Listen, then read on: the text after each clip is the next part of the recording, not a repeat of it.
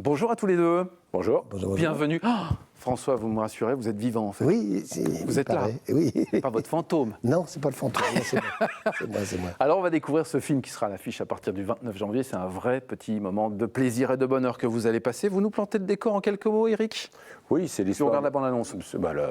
La bande-annonce, si vous voulez. Ouais. Bon, allez-y. Bon, allez, bande-annonce, allons-y.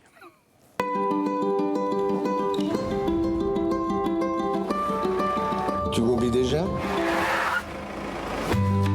Au début, j'ai cru que c'était des hallucinations temporaires, mais ça fait des mois que ça dure et c'est de pire en pire. Vous allez devoir accepter de le laisser partir. Il n'est plus là. Tu dois pas être au courant. Tu sais que je t'entends, là. On a une réunion de famille ce week-end, on sera tous réunis pour la première fois depuis sa disparition. Je leur dis quoi, moi, s'ils me voient parler à une brouette? Mais là, c'est devenu n'importe quoi, t'es cloîtré dans ton bureau. Tu me regardes même plus. C'est pas vrai. Regarde-moi et ferme les yeux. Elle est de quelle couleur, là, ma robe? Je t'aurais bien soufflé, mais ça aurait été de la triche. Bonjour, maman. Bonjour. Mon seul petit secret, c'est toi, et t'es plus là. Parfois, je décroche mon téléphone pour l'appeler, puis je me souviens qu'il est plus là. Moi, je le vois. Faut toujours que tu fasses mieux que les autres, hein, c'est fatigant. En fait, tu vois, je crois que j'étais trop présent avec toi. Mais trop présent, certainement pas, t'étais jamais là. Tu me voyais pas. Tu m'as jamais fait faire des devoirs. Si tu devais employer un mot pour me caractériser, tu choisirais quoi? Égoïste. Ah oui, quand même. Ouais, tu l'as pas vu venir, celui-là. Oh, t'as vu faute? Ne t'interdis rien, fais tout ce qui permet de te sentir vivant.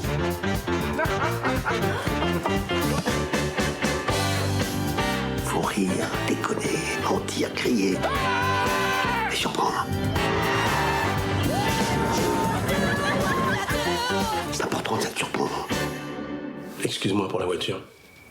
Bon, je compte plus trop m'en servir. Le 29 janvier prochain au cinéma, L'Esprit de famille. Éric Bénard, le réalisateur, et François Berléand avec moi pour parler de ce film. Vous avez vu rire pendant la projection de la bande-annonce qu'on vient de voir, François?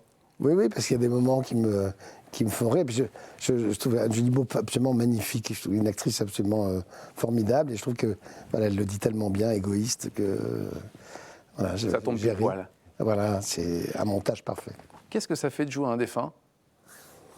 Alors, à vrai dire, rien, parce que on joue ça de la même façon qu'un rôle normal. Il se trouve simplement que j'avais une latitude un peu plus importante pour faire un peu ce que je voulais et un peu faire le facétieux, comme tu dis si bien. Donc, voilà, faire le pitre, et je ne me suis pas gêné pour le faire. Oui. Donc, c'était écrit, hein. Tout est écrit, mais je savais que je pouvais passer un peu la surmultiplier. Il y a un défilé de mode assez impressionnant. Oui. Vous enchaînez en fait les costumes qui vous vont tous très très bien, en fait. Aussi. Oui. Alors c'était assez rigolo parce qu'en général, quand on fait on essaye les costumes, c'est un petit portant pour un rôle normal. Ouais. Et quand je suis arrivé, j'avais vu un linéaire de 30 mètres et j'ai fait, oh là là, faut pas que j'essaye tout ça quand même. Si. Et puis c'est une journée entière d'essayage de costumes.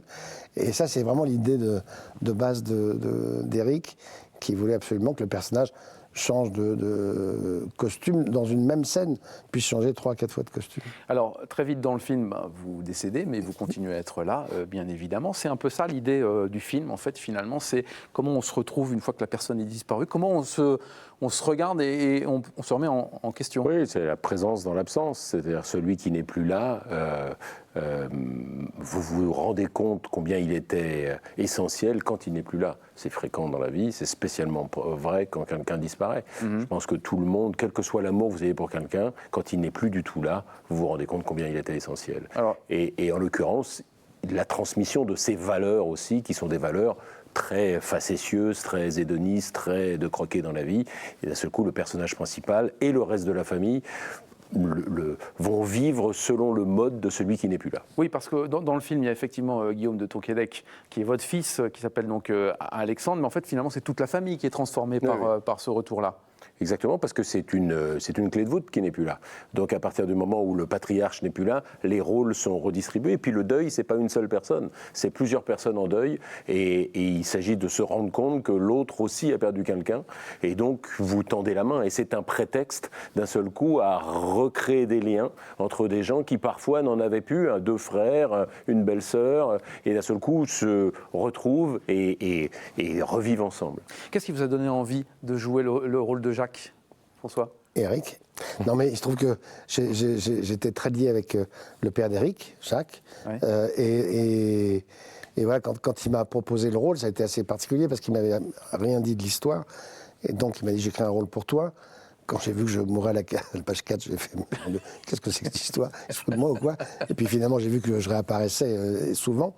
Et puis bon, Eric venait de perdre son père, enfin, il l'a écrit dans la foulée. Et c'est vrai que ça m'a mis une pression haute. Mais ce qui m'a plu dans le scénario, c'est la vision, qu'il a une certaine vision de son père, qui était quelqu'un qui était extrêmement drôle et cultivé, et un homme formidable, humainement, avec des qualités exceptionnelles. Et j'étais heureux tout à coup de pouvoir rendre cet hommage. Ça veut dire que vous aviez la pression un peu ou pas? Un tout petit peu au début. Ouais. Mais ça s'est vite estompé, c'est quand j'ai eu la permission de la maman d'Eric, la veille. La veille. Oui, la veille. Oui, Bah oui, mais après, bon, qu'est-ce que vous voulez, j'ai eu cette pression-là en me disant, Ouais. c'est vrai que j'appréhendais beaucoup, parce que il ne fallait pas que je me trompe par respect à la fois pour Jacques, et à la fois pour Eric et pour la maman. Alors ça reste une fiction, évidemment, c'est pas Ah vraiment oui, votre père. Ça, c'est son rapport à l'acceptation du rôle. Parce que j'ose espérer, je sais que mon père n'était pas comme ça, que je ne suis pas comme le personnage et que je n'ai pas cette maison de famille. Et que, donc les personnages c'est très joli, la maison, sont des d'ailleurs. fictions. Ouais. C'est une pure fiction. Mais c'est une pure fiction à partir d'universel. C'est-à-dire, qu'est-ce que c'est que d'être frère? Qu'est-ce que c'est d'être une veuve qui doit continuer à tenir et à montrer à ses fils et à ses belles-filles qu'il s'agit de continuer à vivre? Voilà, ce sont des paradigmes universels. Ouais. Mais je suis parti de mon ressenti, bien entendu. Mais qu'est-ce qui vous a motivé à faire ce film? Mais il l'a dit, c'est à la mort de mon père. La mort de mon père, je me suis dit comment je fais pour continuer, pour dialoguer avec lui.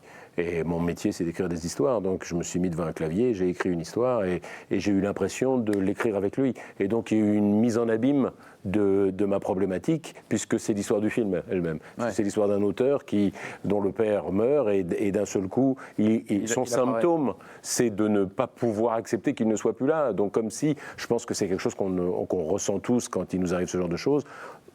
Encore une phrase, monsieur le bourreau. J'aimerais encore passer un moment avec. Et puis c'est l'idée de ne pas oublier ceux qui ne sont plus là et d'être le porteur de leurs valeurs, le porteur de leur humour. C'est assez marrant d'ailleurs parce que finalement on est tous comme ça. Dès qu'une personne disparaît, j'ai pas eu le temps de lui dire ça. J'aurais dû passer plus de temps avec. On se remet toujours en cause. Ce sont des choses qui vous sont arrivées à tous les deux. Vous évidemment, mais vous aussi. Oui, bien sûr, moi j'ai perdu mes parents et notamment mon père avec qui il ne se passait rien.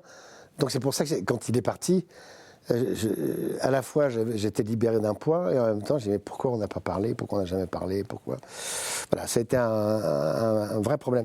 Ce qui n'était pas le cas entre Eric et son père parce qu'il y avait une complicité absolument incroyable, une affection, un amour que j'aurais rêvé d'avoir avec mon père, mais que j'ai assisté à ça. Donc c'est drôle qu'il ait écrit un personnage qui soit mais vraiment à l'inverse de des relations qui peuvent exister entre eux. Oui, oui, parce que les gens heureux n'ont pas d'histoire, on dit. Donc je suis obligé de créer une fiction. Oui, c'est pas faux. Mais ce qui est intéressant, c'est que quelle que soit la relation avec, c'est spécialement vrai avec les générations du dessus, votre père, votre mère, le jour où cette personne disparaît, l'idée de « j'aurais aimé lui dire quelque chose », que ce soit agréable ou désagréable, elle est chez tout le monde.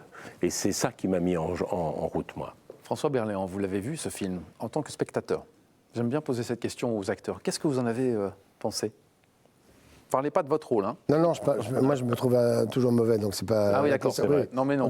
Non, mais voilà, je me trouve toujours mauvais. C'est comme ça, donc c'est de la question. Il n'est pas mauvais, je vous rassure. J'ai trouvé le film à la fois très drôle et puis très émouvant, quoi. J'étais très touché par cette histoire et par la façon dont voilà, elle est traitée. Et surtout, mais moi c'est mon métier, mais c'est par la qualité des comédiens, mis à part moi. Je trouvais les acteurs absolument... mauvais, on l'a compris. Non, mais j'ai trouvé les acteurs absolument éblouissants. Jérémy Lopez, je ne connaissais pas, c'est un comédien du Français qui joue mon autre fils. Je le trouve absolument inouï. Marie-Julie Beaup, elle est exceptionnelle. Les autres on les connaît, mais voilà, c'était un vrai plaisir de retrouver Guillaume de Tonquédec et de le voir. voir. Et je trouve qu'il n'a jamais été aussi bon que dans ce film. Le film sortira le 29 janvier prochain au cinéma. Le film s'appelle L'Esprit de famille. Vous devez aller voir ce film, absolument, 29 janvier. Avant de vous laisser partir, François Berléand, vous êtes en tournée dans notre région. Vous êtes là pour quelques jours, puisque mardi, mercredi, vous êtes au Colisée de Roubaix. Voilà. Et jeudi, au Théâtre de Caudry, pour votre pièce. Encore un instant. Monsieur le bourreau, d'ailleurs, c'est ça qui est drôle. Et c'est une pièce où je joue aussi un fantôme. Donc qu'est-ce qui se passe voilà, je pense que je vais mourir l'année prochaine. Et puis donc c'était une façon de quitter la planète d'une certaine façon. C'est important d'aller voir le dernier film de François Non, Berléand. ce sera important de voir mon dernier film. Oui, là, on regardera avec un œil un petit peu différent. Voilà. Merci infiniment, messieurs, d'être venus chez nous. Je rappelle donc la sortie de ce film, L'Esprit de famille, c'est le 29 janvier prochain au cinéma.